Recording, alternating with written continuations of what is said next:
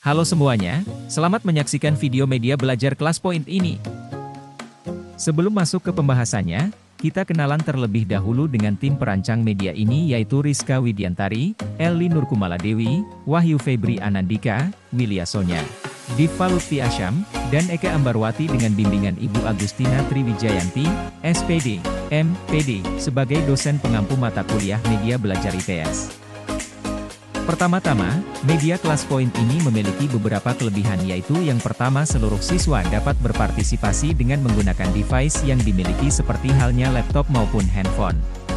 Kedua, kelas Point ini memiliki fasilitas mulai dari annotation settings yang berguna sebagai alat coret-mencoret saat mempresentasikan bahan ajar seperti papan tulis yang menjadikan siswa dapat lebih mudah untuk memahami materi.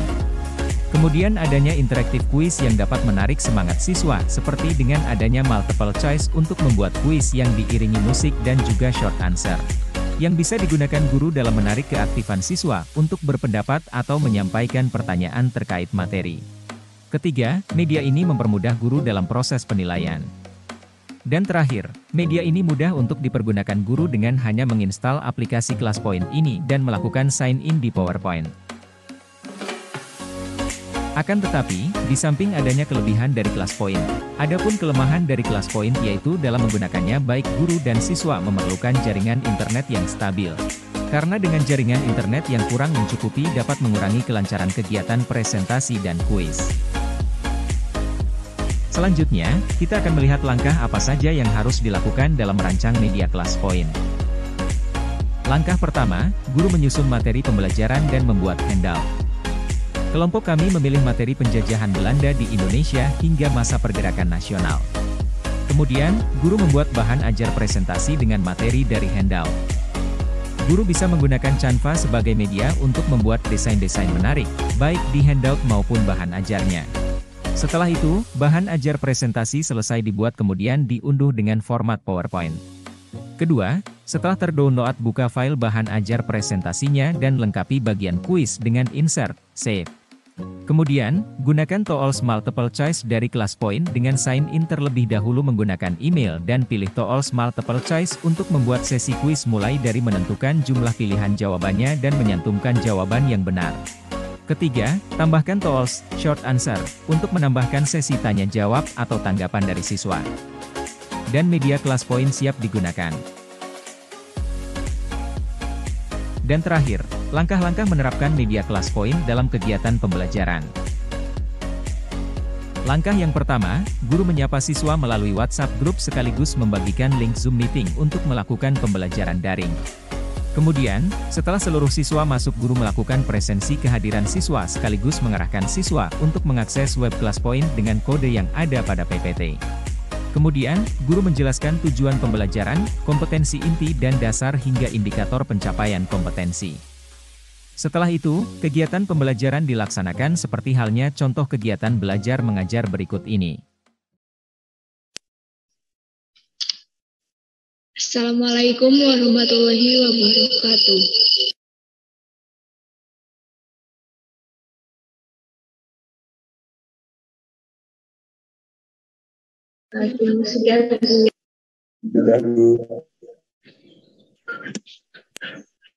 Oke, sebelum kita mulai, mari kita berdoa terlebih dahulu. Berdoa mulai. Berdoa cukup. Sekarang kita presensi kehadiran dulu ya. Apa hari ini ada yang menitipkan izin sakit atau berhalangan hadir? Sepertinya Wahyu izin Bu, ini tidak hadir di ruang Zoom ini. Maaf ya Bu. Oke, kalau begitu Wahyu ya. Sebelumnya Mas Mbak semua bisa sekalian masuk ke web kelas Point ya dengan kode 15611. Baik Bu.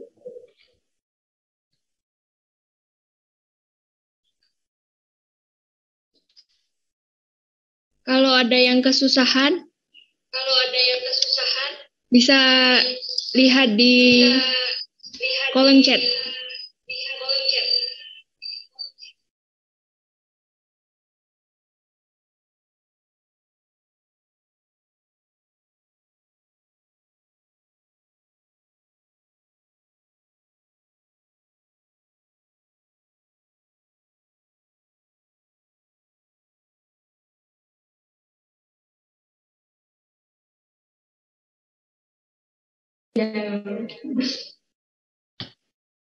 Sudah ada yang bisa masuk belum? Sudah, Bu. Saya sudah, Bu.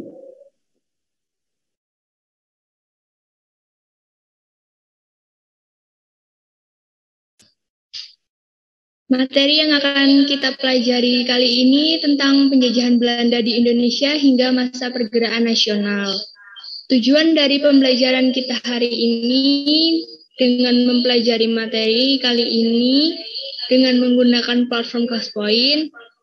Yang pertama, bisa menjelaskan latar belakang, proses, dan reaksi bangsa Indonesia terhadap kedatangan bangsa-bangsa Barat ke Indonesia dengan jelas. Yang kedua, bisa mendeskripsikan kondisi bangsa Indonesia akibat monopoli dan adu domba penjajahan dengan tepat. Selanjutnya, bisa mendeskripsikan pengaruh kebijakan kerja paksa, sistem sewa tanah, dan sistem tanam paksa pada masa penjajahan secara logis. Selanjutnya, bisa menjelaskan perjuangan Indonesia di berbagai daerah dalam menentang kolonialisme dan imperialisme Barat dengan tepat. Selanjutnya, bisa menganalisis pergerakan kebangsaan Indonesia dan memperjuangkan kemerdekaan secara logis. Kemudian, untuk kompetensi inti ini, kalian harus bisa menghargai dan menghayati ajaran agama kalian dan harus bisa bersikap jujur, disiplin, dan tanggung jawab.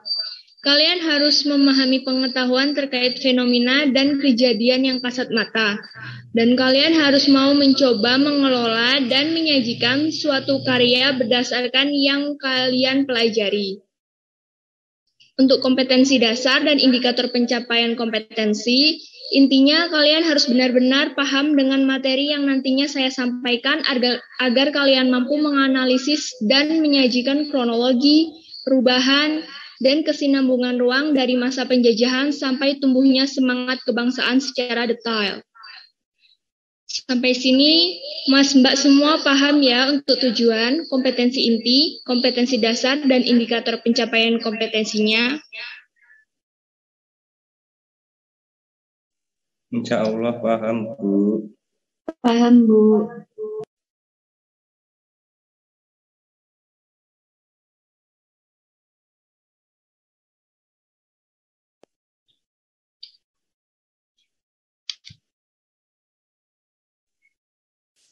Oke, kita masuk ke poin bahasan. Kali ini kita akan mempelajari 9 poin bahasan secara padat yang mulai dari latar belakang kedatangan bangsa Barat ke Indonesia, peristiwa kedatangannya, perekonomian rakyat di masa monopoli dagang, pengaruh dari kebijakan kerja paksa, sistem sewa tanah, dan sistem tanam paksa, perlawanan terhadap kolonialisme, kemunculan nasionalisme Indonesia, hingga organisasi pergerakan nasional Indonesia. Mas Mbak semua, apa ada yang sudah membaca-baca mungkin tentang materi kita hari ini? Kalau ada, bisa disampaikan mungkin sedikit tentang kedatangan bangsa Barat ke Indonesia. Yuk, siapa yang mau menjawab?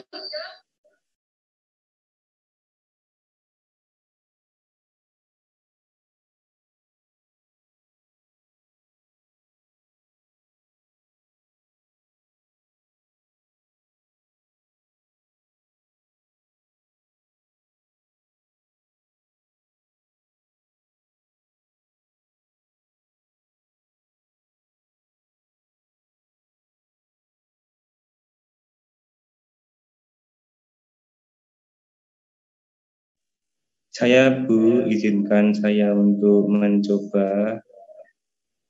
Silahkan, Mas.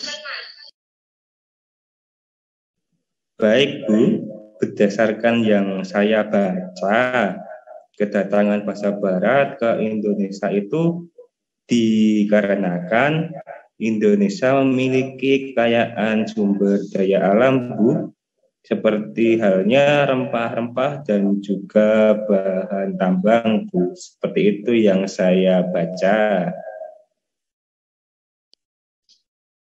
Ya, betul, jawabannya bagus. Terima kasih ya, Mas.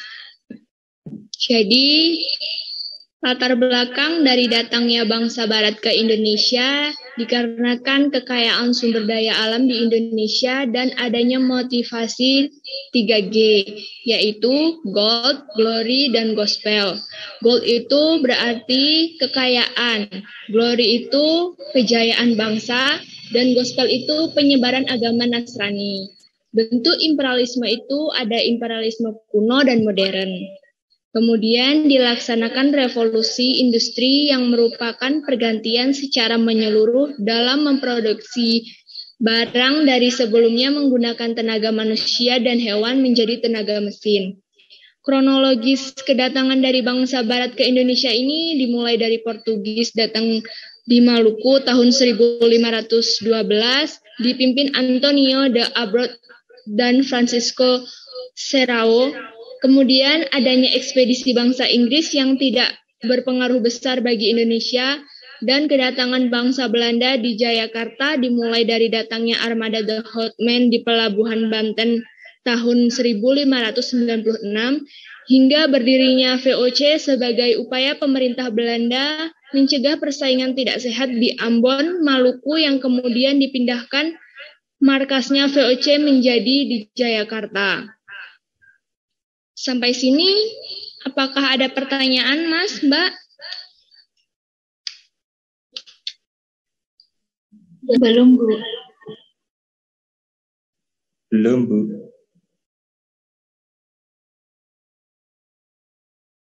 Baik, Ibu lanjutkan. Perekonomian rakyat semasa monopoli dagang yang menjadikan rakyat itu tidak memiliki kebebasan dalam menjual hasil bumi seperti halnya padi dan lain-lain, serta di masa itu kesejahteraan rakyatnya tergolong rendah, Mas Mbak, karena di bawah kekuasaan VOC hasil bumi dari petani dibeli dengan harga yang sangat rendah. Kemudian pada abad 18, VOC bangkrut akibat korupsi dan manajemen yang kurang baik dan bubar pada 13 Desember 1799.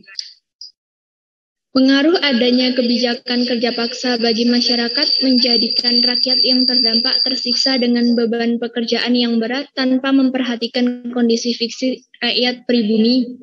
Kemudian dampak dari sistem sewa tanah yaitu rakyat kesulitan untuk menggunakan sistem yang diterapkan dan bagi pemilik tanah justru diharuskan untuk membayar pajak atas tanah yang dimiliki serta kontrak kerja yang diterapkan melebihi waktu yang seharusnya.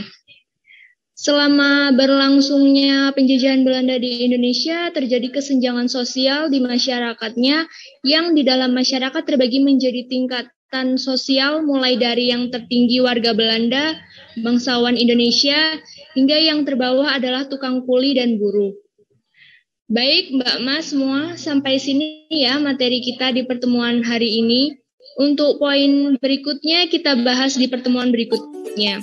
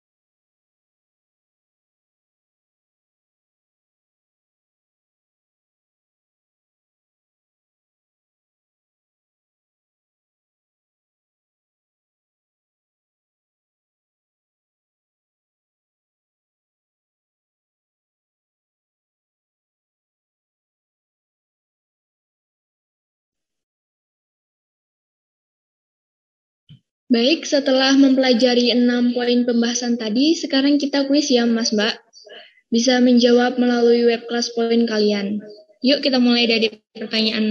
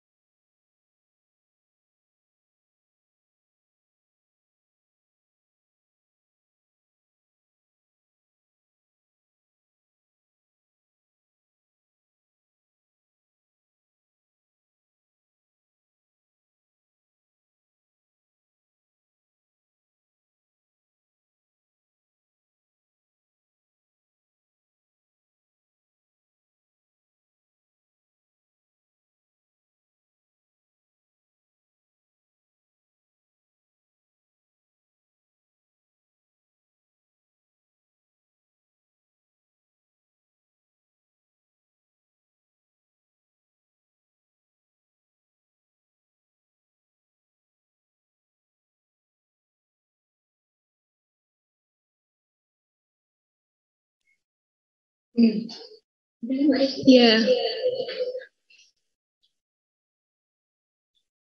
Alhamdulillah Mas Mbak semua sudah paham ya terkait materi yang kita bahas hari ini.